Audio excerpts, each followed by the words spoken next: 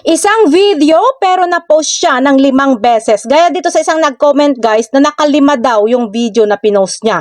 So yung ganitong case guys, nangyayari ito kapag naka-turn on yung A/B test ninyo. Kasi nga kapag once na naka-turn on yung A/B test natin, ganyan yung madalas na nangyayari. Isang post pero nagiging 4 o nagiging 5. O di kaya naman hindi lumalabas sa ating Facebook after natin i-post. Tapos mapapublish na lang siya ng after 1 hour to 2 hours. Dahil nga kapag naka-turn on yung A/B test natin guys, eto naman kasi yung kapag nag-post tayo, pinapakita muna ng system sa iba't ibang small group bago i-publish doon sa ating Facebook account. Mga 4 hanggang 5 group siguro guys, doon niya ipapakalat. At kung alin sa kanila ang pinakamalaki ng views, yun yung ipapublish niya sa ating Facebook account. Na-try ko na to dati guys, kaso nga lang hindi naman napopost yung mga content ko sa oras na gusto ko. Kaya in-off ko din siya. Kaya kung yung A/B test nyo is naka-enable or naka-turn on yan, kapag nag-post kayo, ganyan po talaga yan. Isang post, nagiging 4 hanggang 5. O di kaya,